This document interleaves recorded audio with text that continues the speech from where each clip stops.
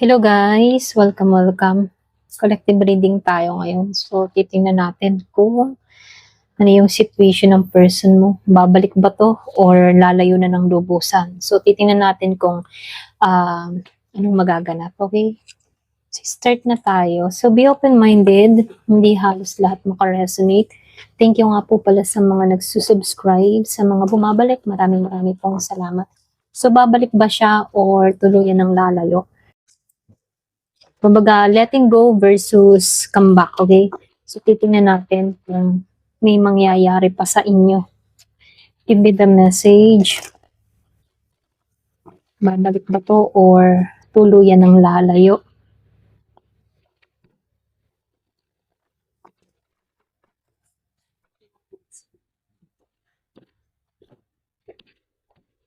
Babalik ba siya or tuluyan ng lalayo? So, nangibabaw si Justice dito, naka-reverse. Oh, si Ten of Cups reverse. 8 of Wands. So, nakikitaan ko dito, meron pagkilos, may paggalaw, may movement. Si Knight of Swords.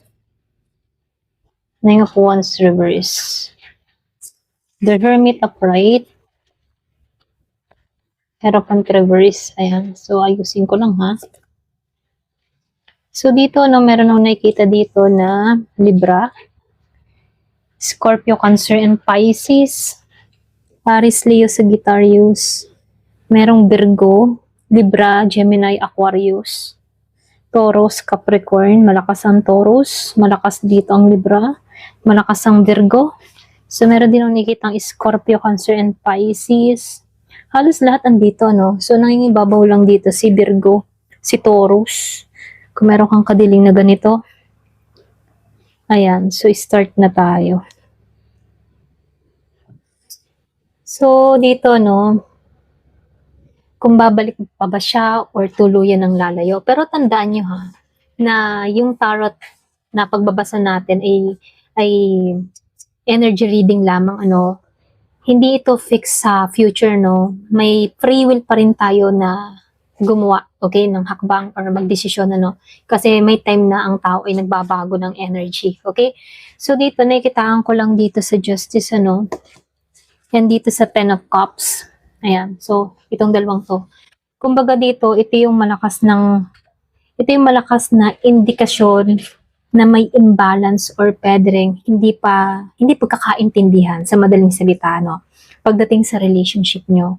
So, maaaring mayroon ditong injustice or pwedeng unfair treatment o hindi pagkapantay ng effort, ano? So, yung Ten of Cups dito, nakikitaan ko dito dahil naka-reverse ito dito, no? Ito yung nagpapakita na merong nangangarap pagdating sa relasyon, ano, or happiness na inaasahan ninyo dito, no? Kaya lang dito, hindi ito natuloy kasi lumalabas dito, merong nasirang connection, may nasirang pangako, or may nasira sa inyo, okay? So, sa madaling salita dito, may nasaktan or pwedeng may pakiramdam na hindi siya nabigyan ng tamang trato, okay? Or pwede rin nagkaroon dito ng emotional distance, merong lumayo, okay? So, nakikitaan ko rin dito sa 8 of Wands, lumabas itong si 8 of Wands, ano? So, ito yung energy ng communication at movement, okay? Yung sinabi ko kanina, may pagkilos, may paggalaw. So, dito, lumabas ito, and then, nakikitaan ko to, okay? Itong dalawang to. So, ito yung nagpapakita ng pwedeng bigla ang movement or pwedeng communication energy, okay? Posible na may sudden message or pwedeng paglapit, okay? Posible lang ha. So, may bigla ang pag-uusap or pwedeng confrontation. Pero, yung Knight of Swords kasi dito ay nagsasabi na mabilis pero impulsive, okay? So, nakikitaan ko lang dito, no? Kung babalik man ito, meron tong gagawin, okay? Pwedeng magsimula siya magparamdam, pwedeng maaaring biglaan, pero hindi pa stable yung kanyang emosyon, okay? So, nakikitaan ko rin dito, no? Itong Four of Wands reverse at itong si Hierophant reverse dito, no? So, ibig sabihin parehas siyang naka-reverse. So, meron akong nakikitang involved na stability connection, okay? Or pwede rin, ito yung card na unstable pa, okay? Pwedeng kayo pareho unstable pa na makipag-commit sa isa't isa. Meron dito na pwedeng takot sa serious relationship or pwedeng takot sa serious commitment. Hindi pareho yung inyong values, ano? So, ibig sabihin, may pakiramdam siya na hindi pa siya handa sa long term, okay? Pwedeng ikaw, pwede rin siya. So, sinasabihan ka dito na kahit meron pang feelings, nakikitaan ko dito yung stability dito pagdating sa relasyon, napakahina, okay? Sa ngayon, okay? Sa ngayon lang naman. So, nakikitaan ko lang dito, no? Kasi itong person mo dito, meron siyang inner voice or pwede, meron siyang inner state dito, okay? Na kung saan dito, Sir Hermit, okay? Lumabas si Hermit dito na nagsasabi to ng malinaw na merong paglayo para mag-isip. Pwedeng meron sa inyo or isa sa inyo lumayo para mag-isip, magnilay-nilay or linisin yung kaisipan, iklaro yung utak, okay? So, ibig sabihin dito na meron dito nagpapakita na merong nag-iisip ng malalim or pwede kiniklear niya yung mind niya, okay? Either ikaw o siya. So, gusto niya ng espasyo. So, nakikitaan ko dito, sinusuri niya kung ano ba talaga yung gusto mo or ano ba yung gusto niya sa buhay or ano ba yung gusto niya pagdating sa love. So, andun siya sa ganong pag-iisip, ano, hindi ito yung card na active na naghahabol, hindi ito ganon. So, ibig sabihin, ito yung card na nagkakaroon siya ng self-reflection, okay? Kumaga, kung makikita mo naman dito yung babae, ano, nakatingin sa malayo, pero nagkakaroon siya ng kaliwanagan sa madilim niyang sitwasyon, okay? So, dito, no, meron lang nakitang depensa, okay? Kumbaga dito sa 9 of Wands reverse, and then nakikitaan ko rin itong si 7 of Wands reverse. Meron ditong emotional defense. Pwedeng meron ditong tao na pagod na yung energy. Maaring pagod na siya sa away, pagod na siya sa gulo, pagod na siya sa conflict, ayaw na niyang ipaglaban pa yung sitwasyon ninyo, may mga ganon. Pwedeng ikaw to, okay? So, may tendency na meron ditong tao na sumusuko o mag-withdraw, okay? So, ito yung energy na nagsasabi na wala na siyang lakas para ipaglaban yung relasyon sa ngayon, okay? Kaya lang may sa ngayon, pwedeng nag-iisip pa siya okay? So, meron naman nakitang letting go energy dito ha. Yung iba sa inyo, hindi naman halos lahat, ano? So, nakikitaan ko rito si 8 of Cups, okay? Ayan, so lumabas si 8 of Cups. Kumbaga dito, si 8 of Cups kasi, ito yung pinakamalinaw na nag-letting go na talaga, okay? Kumbaga, pwedeng ikaw, nag-letting go ka na. So, ibig sabihin, ano, may emotional attachment pa. Kahit ba nag-letting go pa, nandun pa rin yung nararamdaman. So, ibig sabihin, hindi pa rin nawawala yung emosyon. So, pinipigilan lang niya, kaya lumayo, okay? Para bang yung paglayo niya, ito yung paraan niya para makalimot. Para hanapin yung sarili or pwede rin mas maayos na pat yung hakin. So, hindi naman ito yung energy na galit, ano? Hindi to ganon. Ito lang yung sinasabi na walking away for emotional healing. Kumbaga, meron ditong tao na mas piniling lumayo para maghilom, okay? Para makalimot, para makausad, or pwede rin para makahanap ng direksyon. So, ikaw, sa kanyang paningin, ano, nakikitaan ko dito, ikaw si Queen of Pentacles. Ayan. Ikaw kasi si Queen of Pentacles dito. Sa paningin niya, ganito ka. So, ibig sabihin dito, no, ikaw ay nakikita niya bilang isang mabuting tao or pwede rin maalaga ka, maingat ka, stable ka, very supportive ka, okay? So, ikaw yung tinatawag na wife material or husband material or pwede rin partner material yung energy, okay? Ayan, pasensya na sa ingay, ano. Pero minsan, kapag ang isang tao ay sobrang stable, ano, medyo nakakatakot, ano, kasi isa sa hindi pa niya magawa yung hindi pa siya handa, lalong-lalo na kung ikaw ay handa, tapos hindi pa siya handa, ikaw ay stable, tapos siya hindi pa stable, yun yung nakakatakot, ayun, pasensya na utal ako, nakakatakot sa ganung level na commitment, okay? So, nakikitaan ko lang dito, no, lumabas kasi itong si judgment dito, merong judgment ayan, ito. Kumbaga dito si Judgment and si Ace of Wands. So, nagtabi sila. Okay?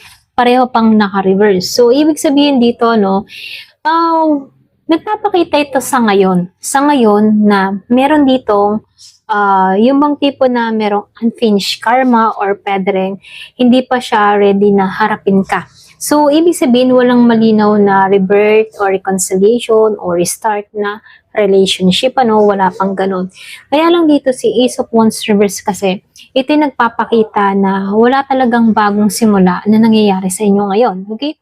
So, yung pinakamalalim na mensahe lang para sa'yo, yung spread mo kasi malakas yung energy ng paglayo kaysa sa comeback, Kumbaga, ito yung kasalukuyang panahon na kung saan merong umiwas, lumayo, or nanahimik, ganon, okay?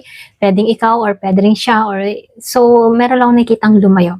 So, hindi naman ibig sabihin na wala na siyang feeling sa'yo, kundi, kundi, pwedeng pagod na or nag-iisip lang or pinipili niya na lang munang lumayo, okay? Muna.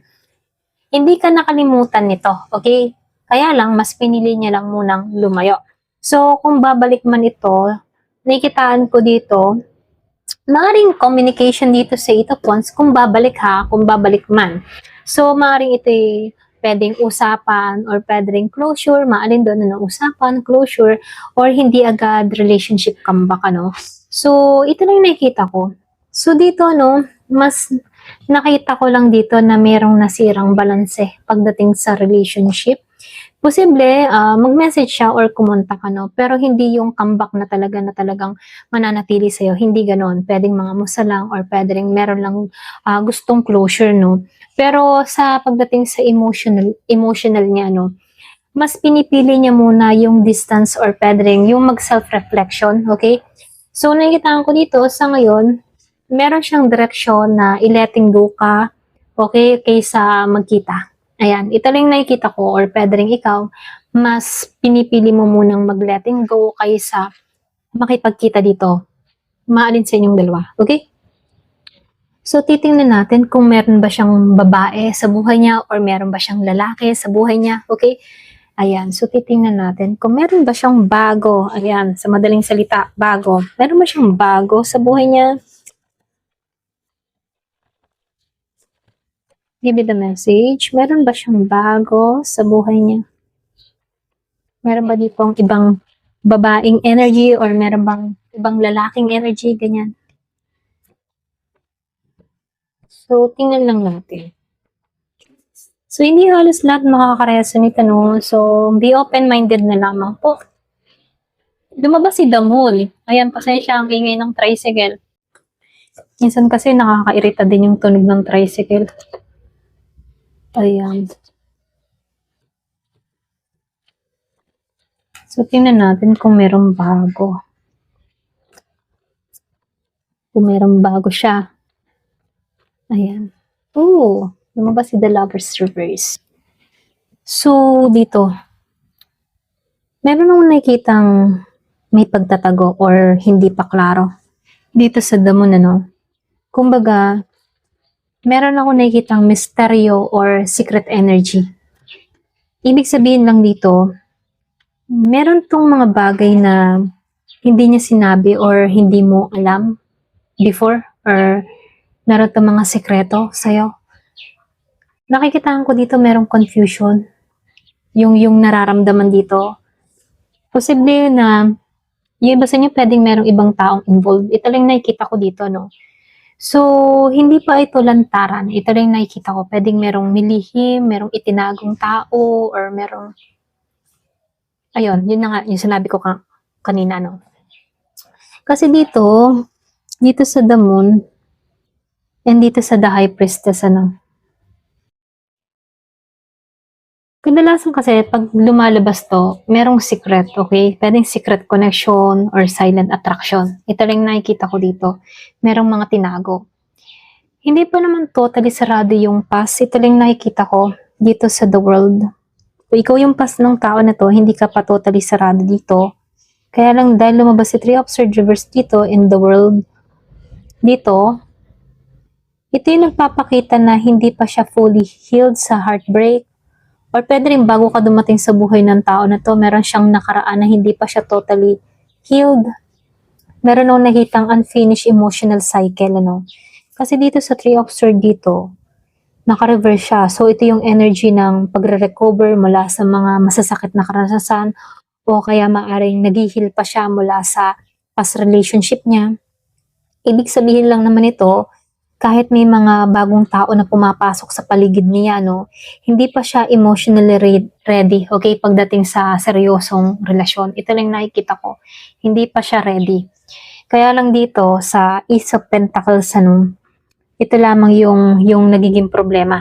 Kumbaga dito sa Ace of Pentacles, pwedeng may mga bagong pumapasok, pwedeng bagong opportunity, pero hindi naman stable, ano. So, dito, lumabas yung Nine of Pentacles reverse dito. And then si Ace of Pentacles reverse dito. Kumbaga, ito yung nagpapakita na meron namang bagong tao, pero hindi to solid ha, hindi to stable. Ito lang nakikita ko. Para ba siyang ano, fling-fling, flirt-flirt, flirting talk, ganyan, kalandian, ganun. Or pwede rin getting to know stage na sila dito. Hindi pa ito masasabing serious, ano.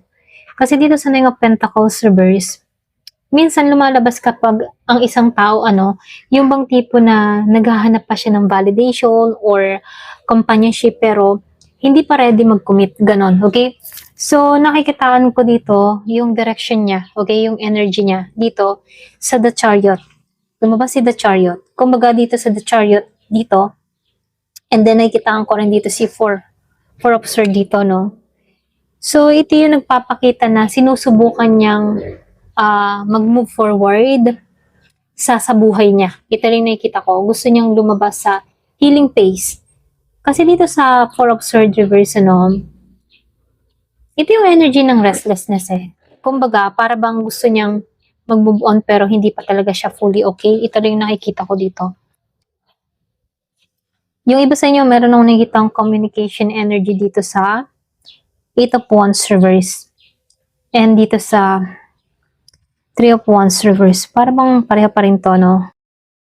Meron communication pero napakabagal nito ha. Kumbaga walang progress pagdating sa romantic, ganun. Walang mabilis na development sa bagong connection. Ito lang nakikita ko. Kung may bagong mga taong nakikilala siya, no? Mukhang hindi pa ito mag-move forward. Ito lang nakikita ko. Kasi yung personality ng taong ito, ngayon, ano, itong King of Swords reverse. Kumbaga nagpapakita ito na nasa logic mode siya kaysa emotional mode, ano. Para bang nagiging maingat, ganyan. Or nagiging mabusisi, nag-iisip, ganun. Utak ang ginagamit, ganun. So, pinipili niya maging detached. Ito lang yung nakikita ko. Mas ginagamit niya yung isip kaysa sa puso. Yung ganitong energy kasi, hindi madaling pumasok sa bagong relationship. Kasi, nagiging siyang defensive, ganun. Ganun yung energy niya. So, dito, lumalabas yung final relationship energy kay Hierophant at dito sa The Lovers reverse. Parehong naka-reverse. So, ibig sabihin nito, ito yung pinaka-malakas na indikasyon sa spread mo, no, na kung saan walang stable relationship na nangyayari or walang stable na energy. Mayroon akong nakikitang disconnection or pwede ring breakup energy, ano. Hindi siya naka-align sa commitment ngayon. Ito lang nakikita ko. Para bang, siguro itong tao mong ito, gusto lang meron lang kausap, ganyan, pampalibang sa kanyang mga nararamdaman, ganun. Kaya lang yung pag sa malalim na connection, pang long term, wala sa ganung sitwasyon.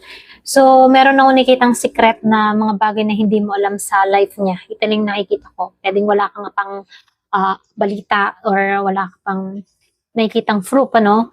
Posibleng meron tong nakilala or merong attraction sa ibang tao. Yung iba ha. Pero hindi naman ito stable, hindi siya serious. Pwedeng na-attract lang siya sa physical na anyo ng taong ito. Okay? So, may malakas na energy na nag-heal pa siya. Okay? Kumbaga, bigo pa rin siya nasasaktan pa rin siya. Meron pa rin siyang nararamdaman. Very confused siya sa direction pagdating sa love life, ano. Hindi pa to ready mag-commit. Ito lang nakikita ko. So, yung dito, yung pinaka-summary dito, no, posible may mga tao tong nakakausap online or pwede rin may napapakilala sa kanya or pwede rin mga biglaang nakilala, mga ganun ano. So, hindi to seryosong relasyon. Ito lang yung nakikita ko. Kasi walang emotional na nararamdaman or walang damdamin na involved, okay? Walang strong sign na stable na new partner sa spread na to. Ito lang yung nakikita ko, okay? Ayan, hanggang dito na lamang po. Thank you for watching. Love and peace.